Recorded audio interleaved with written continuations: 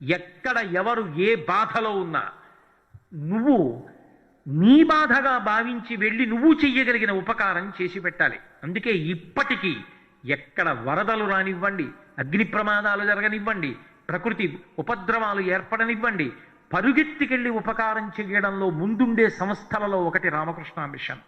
అంతటి సేవాభావాన్ని నేర్పాడు మహానుభావుడు వివేకానందుడు. అంతటి సేవాభావాన్ని నేర్పింది mother Teresa. Sir Arthur cotton ఒకప్పుడు బర్మా నుంచి సముద్రం మీద వచ్చేస్తున్నాడు. ఆయన వచ్చేస్తూ చీకటి పడింది. ఆ సముద్రంలో వస్తున్నప్పుడు ఓడ యొక్క పైభాగానికి ఎక్కి కూర్చున్నాడు. చల్లటి గాలేస్తోంది. కూర్చుని ఆకాశం వంక చూశాడు. చీకటిగా ఉంది. ఆకాశంలో నక్షత్రాలు మిణుకు మిణుకుమని మెరుస్తున్నాయి. ఆ మధ్యలో చంద్రబింబం వెలుగుతోంది. చల్లటి గాలి వస్తోంది. ఆయన సముద్రం మీద కూర్చుని ఓడలో వెళ్ళిపోతూ చూసి అనుకున్నాడు. ఆయనకి అకస్మాత్తుగా ఒక ఆలోచన వచ్చింది.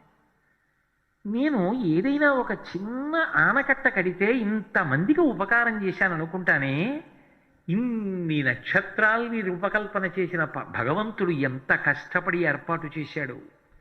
ఇంత పెద్ద భూమిని ఏర్పాటు చేశాడే, ఇన్ని నదులిచ్చాడే, ఇన్ని సముద్రాలిచ్చాడే, ఇన్నిటిని నిర్మించాడే, ఈ శరీరాన్ని ఏర్పాటు చేశాడు, ఈ బుద్ధిని ఇచ్చాడు. ఇన్ని ఇచ్చిన వాణ్ణి సంతోషపెట్టాలిగా. నాకెవడైనా ఉపకారం చేశాడనుకోండి, ఆయన సంతోషించేటట్టుగా నేనేమైనా చెయ్యాలిగా. మరి భగవంతుడు నాకు ఈ శరీరాన్ని ఇచ్చాడుగా, ఈ బుద్ధిని ఇచ్చాడుగా, వాక్కునిచ్చాడుగా. ఆయనేగా ఇన్ని నదులు సృష్టించాడు, ఆయనేగా ఈ భూమిని ఏర్పాటు చేశాడు, ఆయనేగా ఇన్నిసార్లు భూమి పండేటట్టు చేస్తున్నాడు. ఆయన సంతోషించడానికి నేనేం చెయ్యాలి అన్న ఆలోచన వచ్చింది కాటన్కి. వెంటనే ఆయన అనుకున్నాడు, నేను భగవంతుడు సంతోషించేటట్టు బ్రతకడం అంటే మనిషిగా బ్రతకడమే. మనిషిగా బ్రతకడం అంటే ఏమిటి? ఎవడెలా పోయినా నీ సంతోషిస్తే చాలు అని కాదు, ఎవడు కష్టంలో ఉన్నా ఆదుకోవడానికి నేను ముందుకెళ్ళడమే. అంతే. అది కాటన్ జీవితాన్ని మార్చేసింది. గబగబా ఓడలో కిందకెళ్ళాడు. కిందకెళ్ళి వాళ్ళ మత పవిత్ర గ్రంథాన్ని అడిగి తీసుకుని చదువుకున్నాడు. ఇక అక్కడి నుంచి మీరు కాటన్ జీవితాన్ని ఎప్పుడైనా ఆయన జీవితాన్ని పరిశీలించండి. ఎక్కడ ఎవరు ఆపదలో ఉంటే అక్కడికి వెళ్ళేవాడు. ఒకప్పుడు విశాఖపట్నంలో సముద్ర తీరంలో తిరుగుతున్నాడు. తుఫాను వాతావరణం, కొబ్బరి బొండాలు అరటిపళ్ళ గెలలతో ఓ మాదిరి నౌక వచ్చింది. ఆ కెరటాల్లో కొట్టుకుంటూ అది బండరాళ్ళకేసి కొట్టుకుంటోంది. కొంతమంది దొంగలు పెద్ద బృందం కింద ఏర్పడి దాని చుట్టూ నిలబడ్డారు. నిలబడి పెద్ద పెద్ద కేరింతలు కొడుతున్నాడు. ఎందుకని అంటే అది బద్దలైపోతే ఓడ, అందులో ఉన్న వాళ్ళందరూ పడిపోతే వీళ్ళ కర్రలు పెట్టి వాళ్ళని ఒడ్డెక్కకుండా చేసి ఆ కొబ్బరి బొండాలు అరటిపళ్ళ గెలలు తస్కరిద్దామని, దొంగతనం చేద్దామని. ఇంతకన్నా పశుతత్వం ఇంకొకటి ఉంటుందా? ఒక లేడిని వెంటాడిన పెద్ద పులిలా ఓడలో వాళ్ళు ఒడ్డుకి రావడానికి వీలు లేకుండా, వాళ్ళు దిగడానికి వీలు లేకుండా ఓడ బద్దలైపోయి మునిగిపోవడానికి వాళ్ళని కర్రలు పెట్టి అదిలిస్తున్నారా? ఓడ బద్దలైపోతే కొబ్బరి బొండాలు ఎత్తుకుపోదామని చూస్తున్నారా? నా ప్రాణం పోయినా పర్వాలా, భగవంతుడు సంతోషించేటట్టుగా నేను ప్రవర్తిస్తా, ఇప్పుడు నేను మనిషిగా బతకడానికి నాకు అవకాశం వచ్చిందని ఒక పెద్ద దుడ్డు కర్ర తీసుకుని వెళ్ళాడు కాటన్. పెద్ద పెద్ద కేకలేస్తూ ఒక్కడే వాళ్ళందరినీ అదిలించి వాళ్ళనందరినీ తరవడం మొదలెట్టాడు. ఎప్పుడైతే వాళ్ళ పక్షాన ఒకడు ఒడ్డున దొరికాడో వాళ్ళందరూ కూడా దిగొచ్చారు. దొంగలందరూ పారిపోయారు. ఏదో ఆ ఓడ దక్కింది. ఓడలో ఉన్న వాళ్ళందరూ పరమ సంతోషం పొంది కాటన్ దగ్గరికి వచ్చి కాటన్ అభినందించారు. కాటన్ పొంగిపోలేదు. చాలు, ఇవాళ నా జీవితంలో నేను భగవంతుడు సంతోషించేటట్టుగా బ్రతికా, చాలు నా జీవితానికి అనుకున్నాడు. ఆ తర్వాత కాటన్ ఆనకట్టలు కట్టినప్పుడు ఆయన పడినటువంటి కష్టం, ఆయన ఈ దేశంలో ఉన్న రైతులు సంతోషంగా ఉండాలని ఆయన పొందిన పరివేదన అనన్య సామాన్యం. ఆ తరువాతి కాలంలో ఒకప్పుడు ఆయన కోనసీమలో గోదావరి నది నుంచి పడవలో వెడుతున్నాడు. వెడుతూ ఒక ఒడ్డున దిగి నడిచి వెడుతున్నాడు. ఒక బ్రాహ్మణుడు సంధ్యావందనం చేస్తున్నాడు. సంధ్యావందనం చేస్తూ కాటన్ ఋషయే నమః అన్నాడు. ఆయనకి వినపడింది. ఆయనకి సరిగా అర్థం కాలేదు. ఏమిటి కాటన్ ఋషయే నమః అన్నాడు? ఏమిటి కాటన్ అన్న మాట అర్థమైంది నా పేరేనని. ఆ మిగిలింది ఏమిటో అర్థం కాలేదు. అక్కడ ఉన్న ఇంకొక ఆయన్ని పిలిచి అడిగాడు. ఆయన ఏమన్నాడని అడిగాడు. మీకే ఆయన నమస్కారం చేస్తున్నాడు తలుచుకుని. ఆయన కాటన్ అని అతనికి తెలియదు ఆ బ్రాహ్మణుడికి. మీకే నమస్కారం చేస్తున్నాడు అన్నాడు. ఆయన తెల్లబోయి వెళ్ళి అడిగాడు, ఎందుకు నాకు నమస్కారం చేశావు? సంస్కృతంలో కాటన్ ఋషయే నమః అని ఎందుకు చెప్పావని అడిగాడు. ఆయన అన్నాడు, ఋషి అంటే ఎవరు? లోకము యొక్క క్షేమం కోసం తపించేవాడు, లోకము యొక్క క్షేమం కోసం కష్టపడేవాడు. నువ్వు కష్టపడలా? గోదావరి మీద ఆనకట్ట నిర్మాణం చేయలా? ఇన్ని లక్షల ఎకరాలు సాగులోకి రావడానికి కారణం కాలా? నా దృష్టిలో వాల్మీకి ఋషి అయినట్టే, వ్యాసుడు ఋషి అయినట్టే నువ్వు ఒక ఋషి. అందుకే నీకు కూడా నమస్కారం చేస్తూ సంధ్యావందనంలో నేను ఈ మంత్రం చెప్పానన్నాడు. అబ్బా, ఈ దేశ ప్రజలకి ఎటువంటి సంస్కారం, ఎటువంటి కృతజ్ఞతా లక్షణం అని సరార్థర్ కాటన్ తెల్లబోయాడు.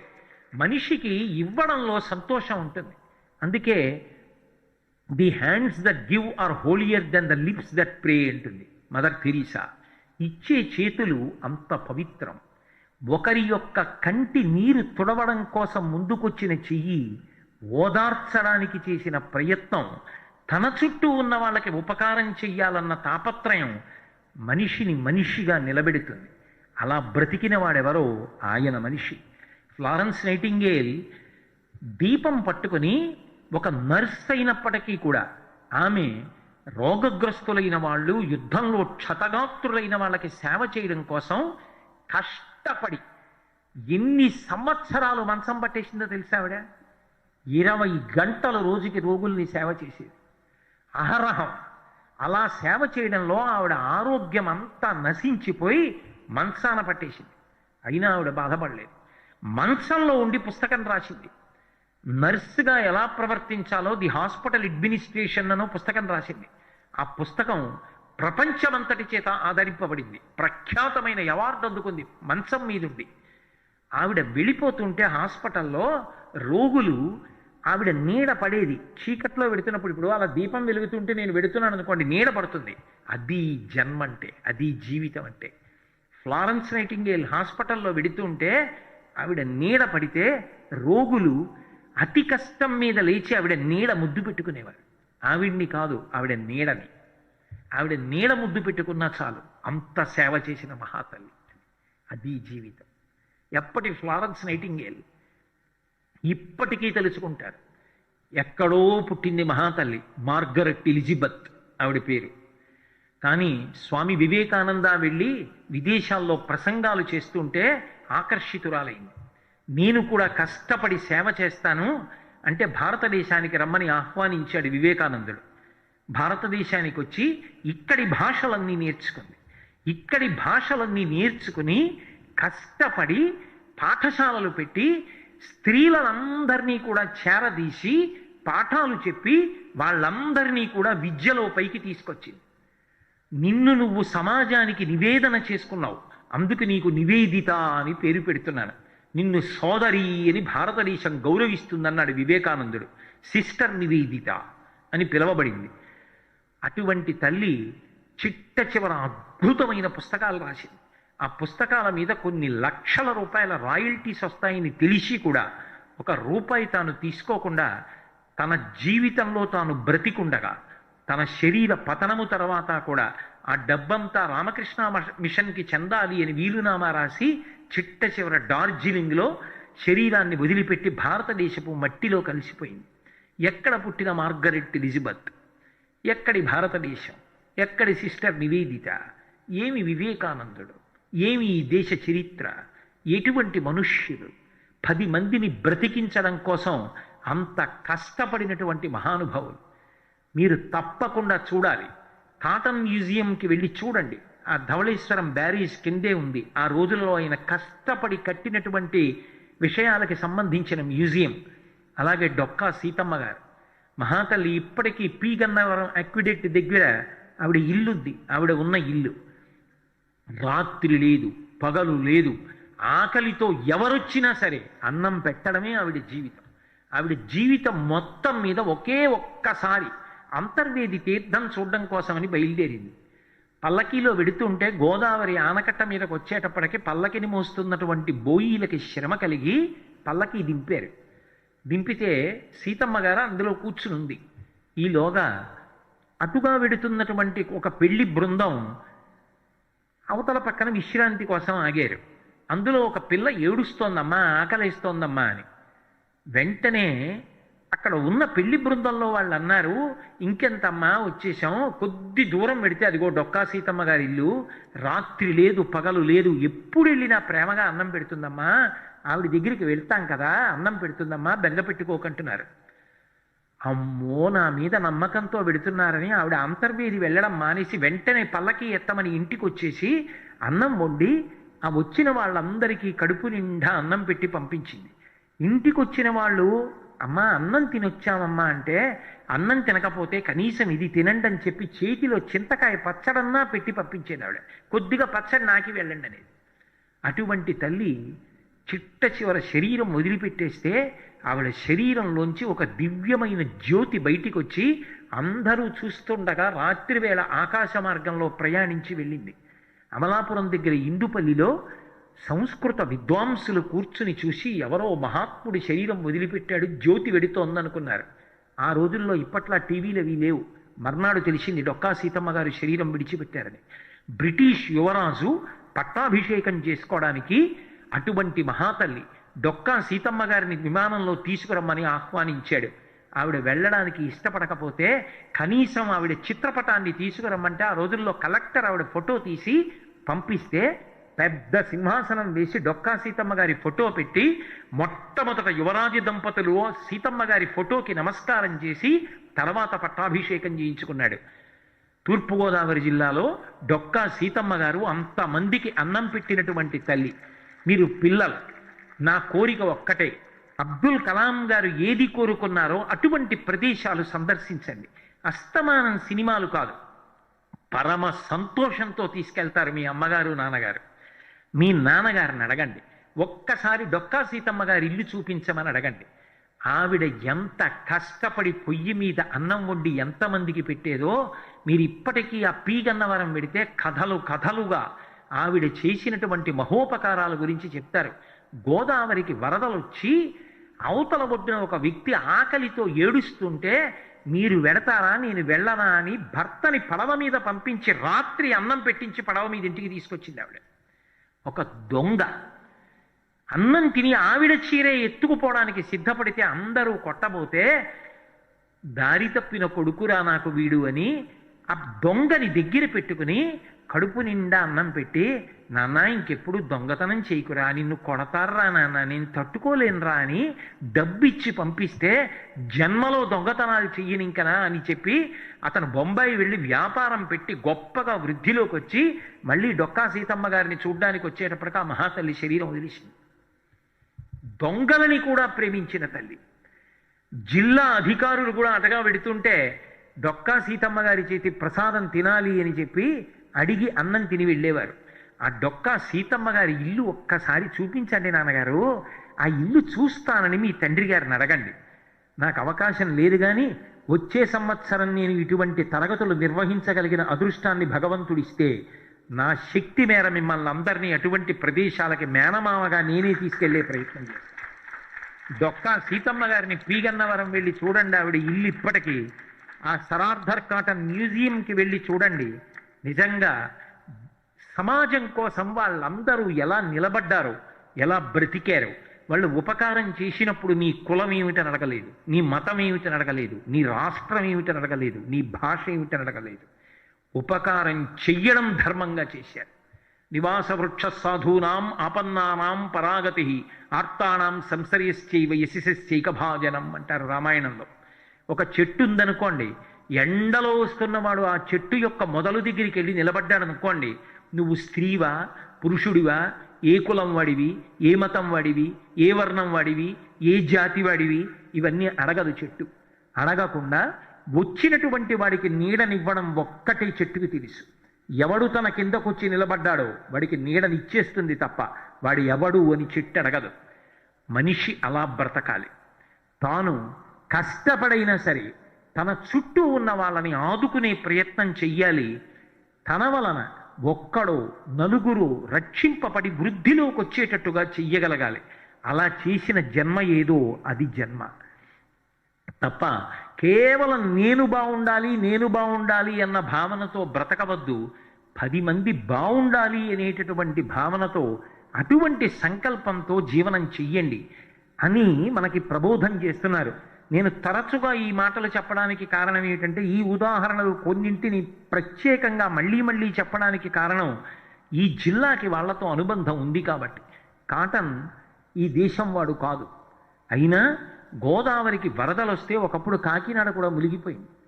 గోదావరి వరదలు వస్తే జిల్లా అంతా ఎంత దెబ్బతింటోందో, ఆ గోదావరి మీద ఆనకట్ట కడితే ఎన్ని లక్షల మంది అన్నం తింటారో ఆలోచించి కదిలిపోయిన కాటన్ తనని బ్రిటిష్ ప్రభుత్వం అభిశంసిస్తుందేమో, ఉద్యోగం తీసేస్తుందేమో, శిక్ష వేస్తుందేమో అని కూడా భయపడకుండా నిర్భయంగా ఒక రిపోర్ట్ పంపిస్తూ ఒక విషయాన్ని రాశాడు.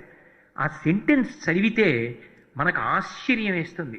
సాటి మనుషుల్ని బ్రతికించడానికి అంత ధైర్యంగా రాశాడా అని. It is a disgrace to a civilised government అని రాశాడు. నాగరికత కలిగిన ఒక ప్రభుత్వానికి అప్రతిష్ట. మనం ఆ దేశపు సొమ్ము దోచుకుపోవడం కాదు, మనం ఆ దేశాన్ని పరిపాలిస్తున్నప్పుడు వరదలలో కొట్టుమిట్టాడుతూ ఒక పూట అన్నం తిని ఒక పూట అన్నం లేక ఏడుస్తున్న ఆ ప్రజలకి అదే గోదావరి నది మీద ఆనకట్ట కడితే ఆయన వ్రాసిన రిపోర్టు చదివితే అబ్బా ఏమి మానవత్వం కలిగిన మహానుభావుడు రా అనిపిస్తుంది. ఆయన అందులో కొన్ని విషయాలు రాశాడు. ఇంగ్లాండ్ స్కాట్లాండ్ కలిపి ఒక దేశం కింద పరిగణిస్తే వర్షం పడినప్పుడు ఆ భూమి ఎంత నీటిని తీసుకుంటుందో ఒక్క గోదావరి నది అంత నీటిని తీసుకుంటుంది. అలాగే నైల్ నది ఎంత నీటితో ప్రవహిస్తుందో, థేమ్స్ నది లండన్లో ఎంత నీటి ఒరవడితో ప్రవహిస్తుందో అంత నీటితో ప్రవహించే నది గోదావరి. అంతేకాదు, ధవళేశ్వరం దగ్గరికి వచ్చిన తరువాత వశిష్ఠ వైనతేయ అని రెండుగా విడిపోయి ప్రవహిస్తోంది. దానికి ఆనకట్ట కట్టి కాలవలు తవ్వితే ఎన్ని ఊళ్ళకి వెళ్ళి సస్యశ్యామలమై 3 పంటలు పండి ఇక్కడ పంటిన ధాన్యంతో రాష్ట్రం దేశం బతుకుతుంది. ఇన్ని కోట్ల మందిని బతికించవలసినటువంటి ప్రభుత్వం వాళ్ళ పట్ల ఆదరణ లేకుండా ఆనకట్ట కట్టకుండా బ్రతకడం, అలా ప్రవర్తించడం, it is the disgrace to a civilised government అని రాసి ఆయన చెన్నై రిపోర్ట్ పంపిస్తే ఆ రోజుల్లో బ్రిటిష్ అధికారులే చదివి ఆశ్చర్యపోయి వెంటనే అప్రూవ్ చేసి బ్రిటన్ పంపిస్తే దానికి సంబంధించిన నిధులు విడుదలైతే అంత కష్టపడి ఆనకట్ట కట్టాడు. ఆయన పెట్టుకోలేదు పేరు. ఆయన చేసినటువంటి త్యాగానికి సర్ ఆర్థర్ కాటన్ బ్యారేజ్ అని పేరు వచ్చింది. కేవలం నీటికి ఆనకట్ట కాదు, తూర్పు పశ్చిమ గోదావరి జిల్లాల మధ్య వారధిని, దాని మీద రహదారిని ఏర్పాటు చేశాడు. ఒక్కసారి మీరు వెళ్ళండి ఆ ఆర్థర్ కాటన్ బ్యారేజ్ మీదకి. దాదాపు 4-5 మైళ్ళ విస్తీర్ణం అక్కడ గోదావరి, అంత వెడల్పుగా ప్రవహిస్తుంది. దాని మించి వెళ్ళడానికి రోడ్డు, అక్కడ అంత గొప్ప ఆనకట్ట కట్టాడు. ఈ దేశం వాడు కాదు, అయితేనే కాటన్ ఋషయే నమః అని సంధ్యావందనంలో నమస్కారాలు పుచ్చుకున్నాడు. మహానుభావుడు తాను ఏ దేశంలో ఉన్నాడో ఆ దేశంలో ఉన్నటువంటి ప్రజలందరూ సంతోషించాలి, వాళ్ళందరి ఆకలి తీరాలి, అన్ని ప్రాణులు సంతోషంగా ఉండాలి అని అంత కష్టపడ్డాడు. మనిషి బ్రతుకు అంటే ఎప్పుడు గొప్పదవుతుంది అంటే తానొక్కడు బ్రతికేయడం కాదు, తానొక్కడు కూడబెట్టడం కాదు. మనకన్నా జంతువులకి అవసరాలు తక్కువ. ఒక కుక్క ఉందనుకోండి, దానికి బట్టలు అక్కర్లేదు, దానికి ఇల్లు అక్కర్లేదు, ఏసీ అక్కర్లేదు, ఉద్యోగం అక్కర్లేదు. పిల్లలు తనంత తాను అన్నం తినడం అలవాటయ్యే వరకు మాత్రమే పెంచుతుంది. కానీ మనిషికి అనేకమైన అవసరాలు, అక్కర్లేని ఆశలు, ఎక్కడో 7 తరాల వరకు అర్థం లేకుండా 10 మందిని కొట్టి తీసుకొచ్చి డబ్బు దాచి దేశాన్నంతటినీ పాడు చేయడం. ఎప్పుడూ కూడా ఇద్దరిని జ్ఞాపకం పెట్టుకోవాలి. 10 మంది మేలు కోసం కష్టపడిన మహాత్ములు ఈ దేశానికి స్వాతంత్ర్యం తీసుకొచ్చిన వాళ్ళు. స్వాతంత్ర్యం వచ్చిన తరువాత ఈ దేశాన్ని అహరహం కాపలా కాస్తూ 0 డిగ్రీస్ కన్నా కిందకి వెళ్ళిపోయిన సెల్సియస్లో ఈ నీళ్లు ఇలా వంపితే మంచైపోయేటటువంటి చలిలో తుపాకులు పట్టుకొని తిరుగుతున్నటువంటి సైనికులు, వీళ్ళిద్దరికీ మనం అందరం రుణపడిపోయాం. వాళ్ళు అలా కాపలా కాస్తున్నారు. వాళ్ళందరూ జీవితాలు త్యాగం చేశారు. అరబిందో జీవిత చరిత్ర చదివితే స్వాతంత్ర సంగ్రామంలో ఒక్కొక్క యోధుడు ఎంత కష్టపడ్డాడో అర్థమవుతుంది. తారు పూసిన డబ్బా గదిలో పెట్టేవారు. ఎవరైనా స్వాతంత్ర సంగ్రామంలో ఎక్కువగా దేశంలో ప్రజల్ని ప్రేరేపిస్తున్నారని తెలిస్తే ఆ గదిలో వంకర వంకరగా ఉండేటట్టుగా గోతులు తవ్వి ఉంచేవారు. అంటే పడుకుంటే నడుం నొప్పి పెడుతుంది, వీపు నొప్పి పెడుతుంది, భుజాలు నొప్పి పెడతాయి, నిద్ర పట్టదు. రెండే రెండు కంబళ్ళు ఇచ్చేవారు. అల్యూమినియం పాత్ర అక్కడ పెట్టేవారు. అందులోకి వేడి వచ్చేస్తుంది. ఎండాకాలంలో ఎండంతా గదిలోకి వస్తుంది, ఫ్యాన్ ఉండదు, అస్సలు గాలి ఆడదు, ఎండ మాత్రం వస్తుంది. అల్యూమినియం పాత్రలో నీళ్లు మధ్యాహ్నం అయ్యేటప్పటికీ విపరీతమైన వేడిగా ఉండేవి. ఎన్ని నీళ్లు తాగినా దాహం తీరదు. పొద్దున్నే ఒక్కసారి, మధ్యాహ్నం ఒకసారి ఆ గదిలో వదిలిపెట్టినటువంటి మలమూత్రాలు తీయడానికి ఒక వ్యక్తి వచ్చేవాడు. తారు పూసిన డబ్బా ఇచ్చేవారు. అందులోనే మూత్ర విసర్జన చేసి మల విసర్జన చెయ్యాలి. పొద్దున్న వచ్చి తీసేస్తాడు, మధ్యాహ్నం వచ్చి తీసేస్తాడు. మధ్యాహ్నం నుంచి మరునాటి ఉదయం వరకు పొరపాటున కడుపులో ఏదైనా బాగుండక మల విసర్జన చేస్తే మళ్ళీ ఆ మలాన్ని మరునాడు పొద్దున్న తీసే వరకు తన గదిలోనే ఉంటుంది. చిన్న పింగాణి చిప్ప ఇచ్చేవారు, దానితోనే స్నానం, దానితోనే మల విసర్జన చేసిన తరువాత శౌచం, దానితోనే ఇచ్చిన కూర తినాలి. కూర తింటుండగా వెక్కిళ్ళు వస్తే అల్యూమినియం పాత్రలో ముంచుకోవడానికి ఏమి ఉండదు. ఆ కూర తీసి విస్తట్లో వేసుకుని ఆ పాత్రతోటి నీళ్లు ముంచుకు తాగాలి. అటువంటి పాత్ర, అన్నం తినడానికి ఒక పింగాణి చిప్ప, 2 రగ్గులు. సంవత్సరముల తరబడి అలాగే కష్టపడ్డారు. కష్టపడి దేశానికి స్వాతంత్రం తీసుకొచ్చారు. వాళ్ళు మహనీయులు. అంతంత కష్టాలు పడ్డారు. వాళ్ళు కష్టపడి తీసుకొచ్చిన స్వాతంత్ర్యాన్ని మనం అందరం అనుభవిస్తున్నాం. అందుకే ఆ పతాకాన్ని తలుచుకొని జనగణమన పాడుతున్నప్పుడు మనకి 2 గుర్తు రావాలి.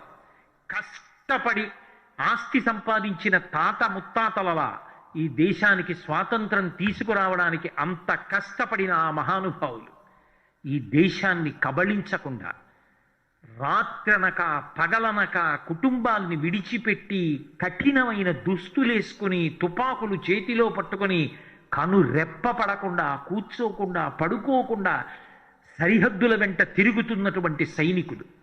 వాళ్ళు జ్ఞాపకానికి వచ్చిన నాడు మనం ఈ దేశం యొక్క సొత్తు కొల్లగొట్టి లంచగొండితనంతో, బంధుప్రీతితో, అవినీతితో, అధికార దుర్వినియోగంతో బ్రతికేటటువంటి లక్షణాలు మనకు అబ్బావు. అటువంటి పౌరులు రావాలి అని కలాం గారు కలలు కన్నారు. విద్యార్థులు అలా తయారు కావాలి అన్నది ఆయన ఆర్తి, ఆయన ఆవేదన. అందుకే కుల, జాతి, భాష, మత, రాష్ట్ర భేదాలు లేకుండా ఎవరో ఒకరి జీవితాన్ని రక్షించడానికి లేదా వృద్ధిలోకి తేవడానికి నేను ప్రయత్నిస్తాను అని ప్రతిజ్ఞ చేయించారు. మీ అందరూ కూడా ఆయన గర్వపడేటట్టు, ఆయన సంతోషించేటట్టు మహాత్ముల యొక్క జీవితాలని జ్ఞాపకానికి తెచ్చుకొని ఆ ప్రతిజ్ఞ చేసినట్టుగా చక్కటి నడువడితో మంచి పౌరులుగా తయారై ఈ భారతదేశానికి ఎనలేని కీర్తి ప్రతిష్టలు తీసుకొస్తారని, మీరు అలా కీర్తి ప్రతిష్టలు తీసుకురావడానికి కావలసినటువంటి సమస్త విభూతులను భగవంతుడు తన నిర్హేతుక కృపాకటాక్ష వీక్షణముల చేత మీకు ప్రసరించుగాక అని నేను భగవంతుని యొక్క పాదార విందములకు సాంజలి బంధకంగా నమస్కరిస్తూ